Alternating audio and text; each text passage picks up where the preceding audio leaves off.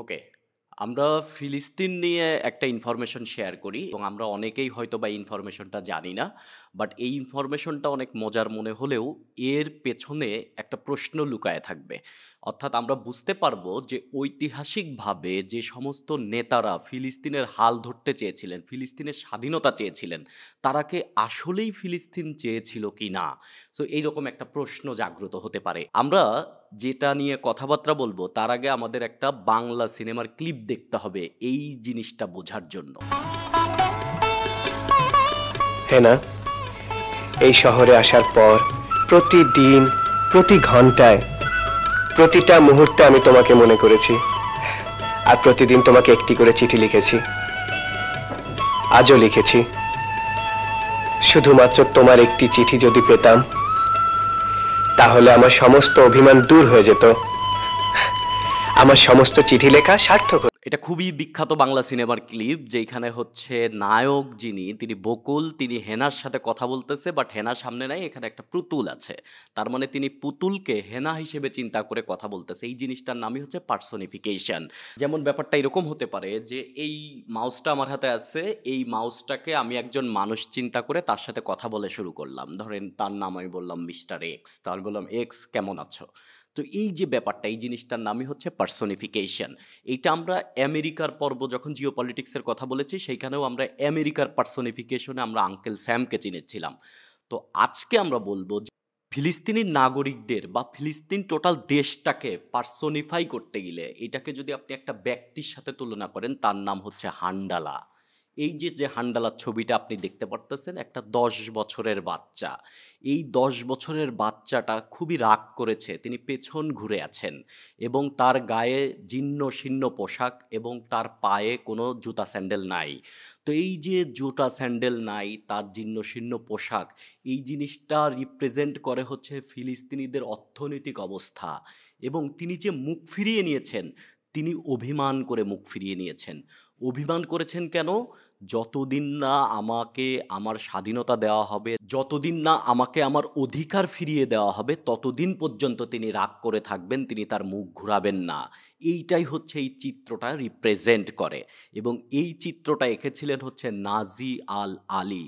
তিনি একজন ফিলিস্তিনের নাগরিক, ফিলিস্তিনে জন্মগ্রহণ করেন এবং তিনি ছিলেন একজন পলিটিক্যাল কার্টুনিস্ট। ১৯৪৮ সালে যখন আরব ভূখণ্ডে ইসরায়েল নামক রাষ্ট্র প্রতিষ্ঠিত হয়, তখন এই নাজি আল আলী তার বাড়ি থেকে, তার ভূখণ্ড থেকে বিতাড়িত হন। এই যে ১০ বছর বয়স থেকে তিনি তার ফিলিস্তিনকে ছেড়ে চলে গিয়েছেন, এই জন্য হান্ডালা যে শিশুটাকে তিনি এঁকেছেন তাকে ১০ বছর বয়স দিয়েছেন। এবং নাজি আল আলী বলেছেন, যতদিন না পর্যন্ত ফিলিস্তিন রাষ্ট্রটা স্বাধীন হবে, ততদিন পর্যন্ত হান্ডালার বয়স বাড়বে না। যেদিন ফিলিস্তিনিরা অধিকার ফিরে পাবে, যেদিন ফিলিস্তিনিরা তাদের রাষ্ট্র ফিরে পাবে, সেদিন থেকে হান্ডালার বয়স বাড়া শুরু করবে। এই নাজি আল আলী কার্টুনিস্টকে ১৯৮৭ সালে ইংল্যান্ডে একটা পত্রিকা অফিসের বাইরে গুলি করে হত্যা করা হয় এবং ধারণা করা হয় যে এই হত্যাকাণ্ডের পেছনে তদানীন্তন ফিলিস্তিনের সবচেয়ে বড় নেতা এবং পিএলওর সবচেয়ে বড় নেতা ইয়াসির আরাফাত স্বয়ং নিজে জড়িত। এখন নাজি আল আলী ফিলিস্তিনের অধিকার চাচ্ছিলেন, আর ফিলিস্তিনের নেতাই হচ্ছে ইয়াসির আরাফাত। তাহলে ইয়াসির আরাফাত কেন নাজি আল আলীকে খুন করবে? এই প্রশ্নের উত্তর হচ্ছে, নাজি আল আলী যে কার্টুন আঁকতেন, তিনি রাজনৈতিক কার্টুন আঁকতেন এবং তার কার্টুনের মেইন কনসেপ্টটি ছিল হচ্ছে আরবের যারা ধনকুবের তারা কিভাবে মুসলমানদের স্বার্থকে নষ্ট করতেছে। এবং ইয়াসির আরাফাত ফিলিস্তিনিদের নেতা হওয়ার পরেও তিনি নেগোসিয়েশনের দিকে বেশি মনোযোগ দিচ্ছেন, ফিলিস্তিনের অধিকারের দিকে তিনি বেশি মনোযোগ দিচ্ছেন না। এই সমস্ত প্রেক্ষাপটকে তিনি কেন্দ্র করে কার্টুন আঁকতেন। এবং কুয়েতে এক সেমিনারে বক্তব্য দিতে গিয়ে ইয়াসির আরাফাত নিজে বলেছিলেন যে নাজি আল আলী যদি তার কার্যক্রম বন্ধ না করে, তাহলে আমি তার আঙুল অ্যাসিড দিয়ে পুড়িয়ে দিব। এই যে চড়া বক্তব্য দিয়েছিলেন। এবং ইয়াসির আরাফাতের নিজস্ব বাহিনী ফোর্স 17 এই হত্যাকাণ্ডের দায় স্বীকার করেছিল। এই হত্যাকাণ্ডের তদন্ত করতে গিয়ে ইংল্যান্ডের পুলিশ একজন সাসপেক্টকে অ্যারেস্ট করে। যাকে অ্যারেস্ট করা হয়, জানা যায় যে তিনি পিএলও এর সদস্য। পরবর্তীতে ইংল্যান্ডের পুলিশ এটাও জানায় যে তিনি একাধারে, তিনি ডাবল ডাবল এজেন্ট আর কি, তিনি একাধারে মোসাদেরও সদস্য। যদিও তার কোনো শাস্তি হয় নাই। ২০১৭ সালে এই হত্যাকাণ্ডের প্রায় ৩০ বছর পরে গিয়ে ইংল্যান্ডের পুলিশ আবার এই হত্যা মামলাটা ওপেন করে। বাট এখন পর্যন্ত কাউকে শাস্তি দেওয়া হয় নাই। বাট উইকিপিডিয়ার তথ্য আসলে সব তথ্যই খুবই ভ্যালিড তথ্য তা না।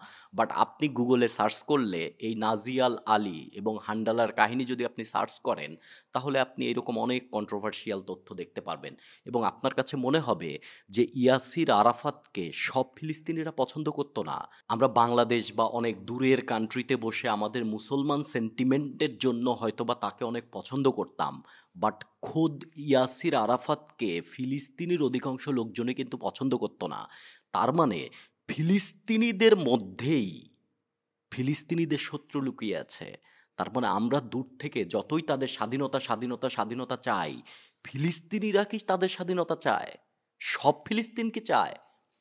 এখানে কেউ আছে যিনি আরেকজনের এজেন্ট হয়ে নিজের স্বার্থ হাসিল করে, আর কেউ আছে সারা জীবন নিষ্পেষিত হচ্ছে। পরবর্তী পর্বে আমরা আরবের যে ক্রাইসিস চলতেছে ফিলিস্তিন, ইসরায়েল এবং ইরান এবং হিজবুল্লাহ নিয়ে আমরা বিশদ আলাপ আলোচনা করব।